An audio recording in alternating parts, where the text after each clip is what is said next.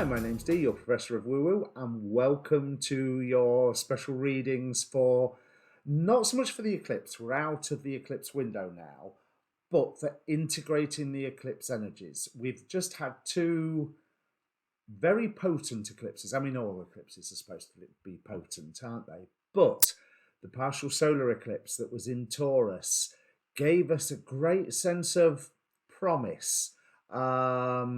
Not so much here's what you could have won, but here's what you can win.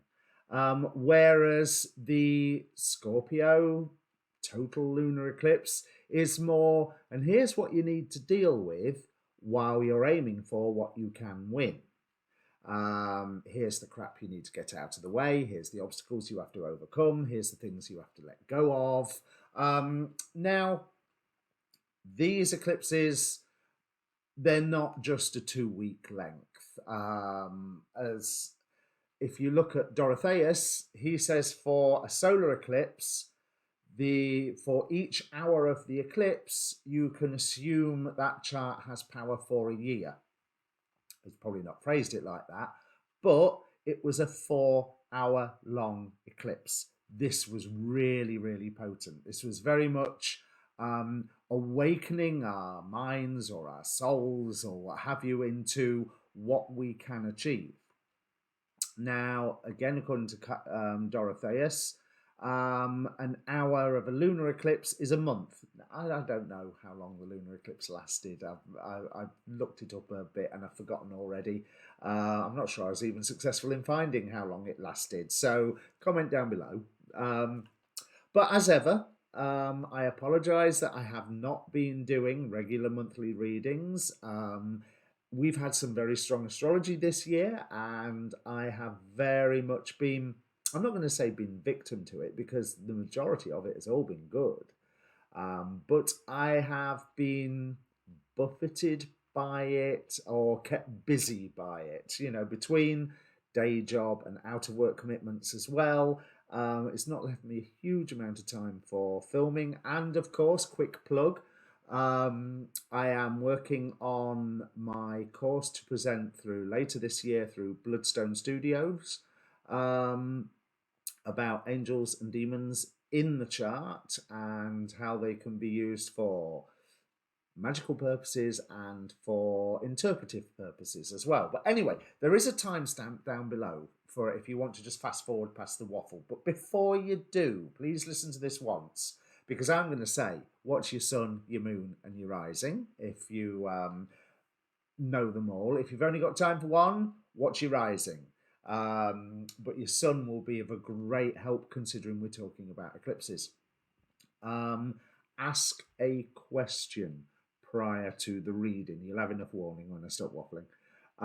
But take a moment, think about all of the questions or issues that surround you at the moment, and ask a question. But be aware of all of those questions, because the cards will answer what they please and not necessarily what you or I think is the most important one. But focus on one of the questions because it gives energy to the process. And the more, you know, energy in, energy out. So obviously all that good YouTube stuff, like, share, subscribe if you like it. I'm trying to think if there's anything else that I need to say. Oh yes, the other thing that kept me away from the readings was studying my astrology and learning the astrology, which, still working on that. Got distracted by angels and demons, so still working on my basic astrology. But as you can see from my bi-weekly videos with David, I'm getting there. You know, another 6 years, I'll be fine. Can't think of anything else. Please do comment down below if you've already had an effect from these eclipses. And so I will bring the readings up. So here's your timestamp, and we'll shoot. So it's the same intro for all of them. Next time you watch this, fast forward through it and just go to the timestamp if you watch your more than one reading. All right, see you in a moment. Okay, Gemini, so this eclipse fell in your 12th and your 6th houses, so 6th and 12th houses. And the 12th is a house of things hidden, for one way to look at it. And there's certainly a sense of something coming to the surface here. First, just before I change cameras, I want to point out to you just how many personality cards we actually have here. Queen, page, page, queen. So loads of people featuring in this initial page again. Oh, Page of Swords twice here. I didn't notice that. So loads of people featuring, and there's some, I think there's some form of unsettling news. Now, I'm not going to necessarily say it's you that's being unsettled. That's what the interesting thing about this is. We start with the Page of Wands clarified by the Five of Swords. So swords, air, information, conflict with the Five of Swords. But clarifying the Page of Wands. Now, this Page of Wands is an African god called Mwimbe, who has a boundless optimism, who just, whatever it is, it's like, oh, goody, let's take it on. And so Page of Wands can represent information coming in, it can represent a message, and even though you'd think that's an air thing, let's just say it's a message that generates a response, generates an emotional reaction. Let's bring that element of fire into it. With next to the Five of Swords, so some news has come in that is starting some form of conflict, some form of argument.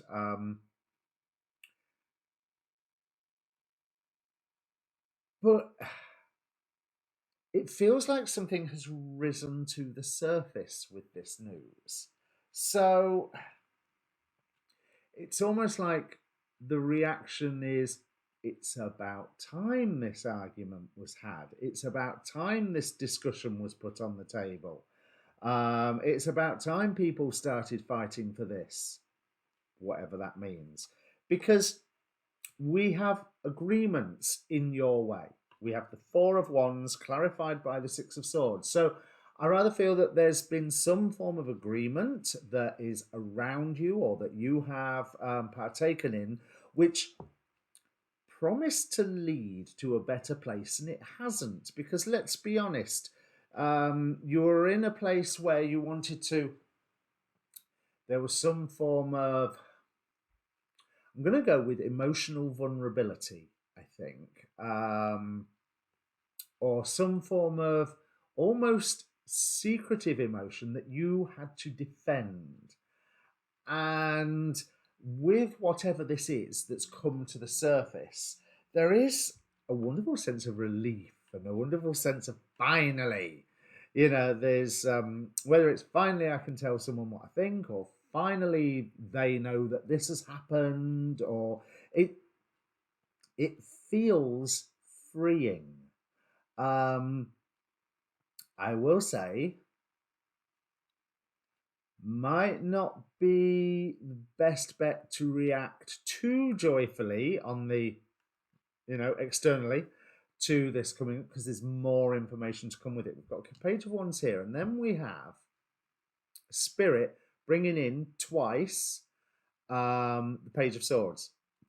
Page of Swords clarified by the Page of Swords. I seem to be quoting Minnow Pond a lot today, but when the same card comes up twice, then that's the universe saying, I meant what I said. So we've got that here with what Spirit is bringing in, and we've got it here as well with the final outcome cards. So I'll come to them afterwards, because otherwise the context of them may be lost and they may sound worse than what they are.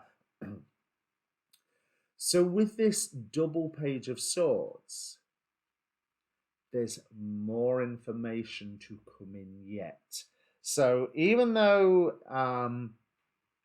you are wanting to surge ahead, Ace of Wands here, in reaction to this news and this discussion and this argument starting, and like I say, I think you're in a good place with this. It does involve you losing something, but interestingly, I don't think you're the slightest bit bothered. It's almost as if you already knew about that loss and it's been made public.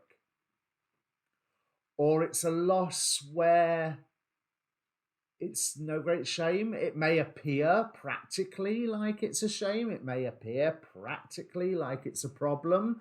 But truth be told, yeah, not really. Yeah, no, you're glad it's gone because there is an obstacle in front of you, which is demanding that you change course. Take the easier route rather than the mountain card says, rather than trying to burrow through the mountain, flow like a river around it. And I think there's a key in this because it's taking you into unknown territory if you were to flow around it.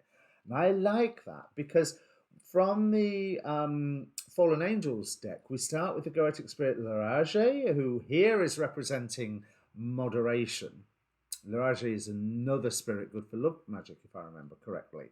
So there's that emotional, there's that sense of something that you love, or something that you are coming to love, possibly. But just don't be drawn into reacting. And as much as you're enjoying the show of everybody having this massive argument or discussion,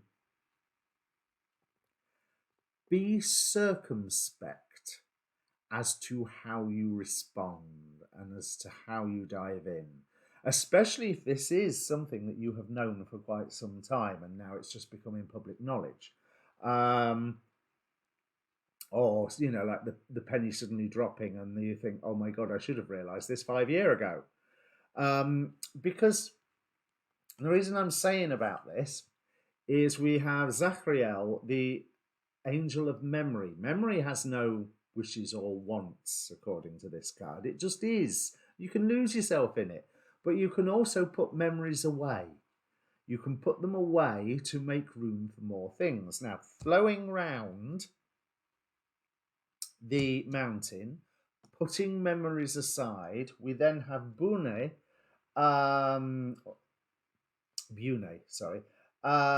who represents here adventure. Now, Bune is a spirit that grants wishes. So you know, there's a big relationship with the idea of the word boon. You know, like I will grant you a boon. So you're not going to end up going where you expected to. I feel that that's a good thing, but you are quite possibly breaking an agreement by doing this. But this agreement, which has promised to take you to a better place, hasn't taken you to a better place, has it? And you've been having to defend your emotions. But there is this obstacle, there is this fight going on. There's all these personalities coming out of this reading. So this is more than just you, Gemini. But then again, of course it is. There's more than one other person here that has an opinion or a stake in the matter, or is involved in some way, shape, or form. Now, take the easy route, which I believe will be shown to you through the guidance of somebody, possibly male, possibly a bit older. King of Wands here. And the King of Wands is great at acting when he needs to and not acting when he doesn't need to. So you could also turn around and say that the King of Wands is the sort of person who will use the minimum of effort. I like to think of the King of Wands as being somebody who does this through conscious discretion rather than just laziness, you know, rather than just, I can't be fussed with this, I'll do as little as possible. No, I like to think of it as someone who is very aware of the power and potential harm created by overkill, by over enthusiasm, over anything that you care to mention. paired with the Four of Cups. So there is a sense of something that someone else, possibly, well, more than likely, has become bored with this situation and is seeing a way out. I think their advice is the one that will help you to flow around this mountain, because there is a storm coming. Storm warning. The card rather speaks for itself out of the energy oracle. But then we also have, as a second card that jumped out of the Angelarium, and bear in mind I normally only take one of the oracle cards, but two jumped out for these and the fallen angels. We have Matariel, the angel of rain. Now, this Matariel's card represents when the rain comes, the rain comes. There ain't nothing you can do to stop it. And it will get into everything. And it will come and it will rain until it decides to stop. Nothing that you do will change that. Paired with this storm warming and with the adventure card of Bune, I rather think that there's something coming up. Now, it may be related to this issue. It may be a new issue that suddenly comes in and rocks the boat. I'm drawn to that Six of Swords here. But that better place that you were headed to, I'm not saying it was a false promise as in it was a lie. I don't think that's necessarily true. But it was a false promise as in doing A plus C plus D doesn't get you to D. You know, it's not going to end up where you thought it was going to end up, or where you was told it was going to end up. And you've got to be strategic here. So, like I say, as much joy as you may have with whatever it is, news that comes in, you know, whether that is the harbinger of the storm or the storm is a second thing that comes in, bear in mind, if you take the storm as a second thing, it's actually a third, because we've got that initial message that starts the dispute. We've got the twin page of swords, which is more information coming in. But that sets you in a good stead. It sets you in a position where you know not just that you need to look after yourself. You've been doing that for a while. You've been protecting your emotions. But it tells you how you can practically look after yourself in a way that creates growth rather than, oh, don't let anything change. I'll just keep this right the way it is. And this storm warning, Matariel with the mountain, I think you're going to be going into some uncharted territory here, but there is support. There is the divine guidance that the Four of Cups offers. Oops.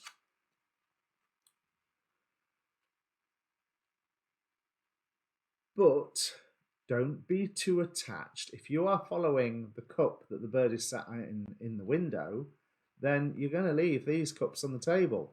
And don't be too attached to them. So there is loss, because you're already feeling the loss, but what you're dreading seems to be even more loss. We have the Five of Cups appearing once again in your hopes and fears, clarified here by the Two of Swords. This agreement that you was tied into that promised to take you to a better place, I think maybe you put too much value on it. Maybe you put a bit too much gravitas to it, because this Two of Swords tells me that there's something that you're blind to, or maybe that you're worried that you're blind to it. But this Two of Swords, she's about to head on up that mountain, or preferably around it. We can't tell from this card. There's loss here. I mean, of course there is. It's 12th house. But I don't see any of this being bad. We have going into the future, we have the Empress clarified by the Hierophant. The Hierophant is the one that has the keys to heaven, has the structure to guide you on the correct spiritual path. And here the Hierophant is leading this story to the Empress, to more beneficial endings. So this better place that the Empress offers is far better than the Six of Swords that you was aiming for and missing. There was another thing I wanted to say about that bit, but no, it's disappeared. But yeah, I really do feel that that Empress and Hierophant is saying that you're coming into a good place. You're coming into a good place in good company. I don't think you necessarily go in there on your own, or at least you're going there with the inspiration of somebody else. And then, finally, we have the Seven of Swords clarified by the Seven of the Swords. Excuse the pun, but that can be a little double-edged. So there's deception there, there's lying, thieving, trickery. But there's also strategy. There's also taking things out of the way so that nobody can hurt themselves with it. There's stealing the arms from the enemy so that they can't attack and hurt anybody. And since they can't attack because they haven't got the weapons, they're not going to get hurt themselves either. So it's taking the sting out of the tail. And I think that's what I might call this reading, taking the sting out of the tail, because that's on you. You're the one able to do this. You're the one able, by the correct action, looking after yourself first, but bear in mind that it's not just you, because this Queen of Coins, I don't know who the goddess is. I might actually have a look wherever I put the book. I don't know who the goddess is in it. As I say, I'm still learning to get to know this tarot cards. But she reminds me of a member of DC's New Guardians who basically merged with the spirit of the earth, you know, in a right hippie-woo-woo way. Old DC Comics, 1988 summer crossover character. So, Queen of Coins, let's have a look. Queen of Coins, I've gone straight past it. There we are. So this is... Okay, bear with me. Waramurungunju. Waramurungunju. From Northern Australia, a Gumwigu deity. Waramurungunju has travelled the world blessing her many children. She is always moving. Again, we've got that movement thing. She is always moving, loving, and ever practical. She teaches her children how to help themselves. There's an element there with the Seven of Swords, helping yourself. But I do think that by helping yourself here, you are assisting somebody else. Or assisting is not the right word. You are looking after somebody else. You are taking care of. You are removing the ways they can hurt themselves. So as much as the joy when this argument starts, you know, softly in your reactions, even though there's, I don't think the attitude that you have is, oh goody, can't wait to see this, although that might be a secondary emotion. It's more that feeling of finally it's out in the open, or finally we're having this conversation, finally we're this is something that we are discussing. But you can take the sting out of the tail. You're going to lose things in this. I'm not sure you're that bothered. I mean, if it's this agreement that's hampering you and preventing you from really getting to the better place that you're aiming for, does it really matter? And that Zachariel intimates that there's something to let go of, to just, it's, again, South Node eclipse, so that makes sense. But it's this sense of, I don't even need to think about this anymore.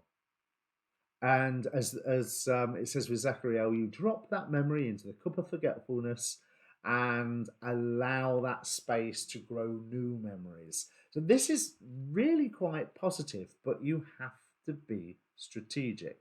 Now, if this is something that you've done and some lie that you've said in the past, it's coming around to bite you on the backside. And it will be revealed.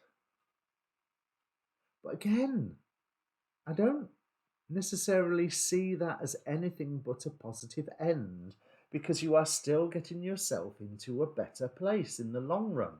So there's, however, you've got to remember with Bune's card of adventure. What adventure book or story have you ever read where it's happy, happy, joy, joy the entire way? There's going to be trials, there's going to be tribulations, there's going to be losses. But do you know what? That's fine, because it gets you to such a better place. I really like that. Just be very, very aware. I get it. Just be very, very aware that when you think you've arrived at the destination, you're not there yet. There's more. Whether it's more information or further to go, there's more. You can be tricked by settling too soon, or tricked by giving up on your strategy too soon. Keep this strategy of moderation and maybe keeping some of your reactions to yourself going for longer than it appears necessary, because I think it is necessary for longer than it appears. And there's a mouthful. So that's, like I say, taking the sting out of it. There's not much more to say there, Gemini. Good luck with this. I actually feel really quite positive about it. But I tell you what, this is going to be one of those periods of life where you'll be able to dine out on it afterwards. Do you remember the time when? And all this stuff was going on, and everybody was at each other's throats, and everybody was rowing. It's quite a fine path. There's some harsh truths coming up. Queen of Swords on the bottom of the deck, Knight of Wands on the bottom of the other deck. Things will move quite fast. So yeah, just moderation. Don't overreact, or it's not even overreact. That's not a worry. Over demonstrate. Right. So Gemini, if that means anything to you, comment down below if you want to. It seems quite personal, you know. You don't have to. But yeah, put a silly symbol in the comments down below. It does great for the algorithm. Like, share, subscribe, all that good YouTube stuff. Nice to see you again. Go watch your Moon and Rising sign. And remember, these are just guidance. Although this is quite good advice that's going on here, I will say. But tarot's just guidance. Don't make your mind up on what I say. Maybe make your mind up on, well, one, looking at the world that you're in, but two, your emotional reaction to what I say and examining that. That's where the secret of the readings for like these YouTube style readings are. It's not even with me, it's in you. Right, cheers.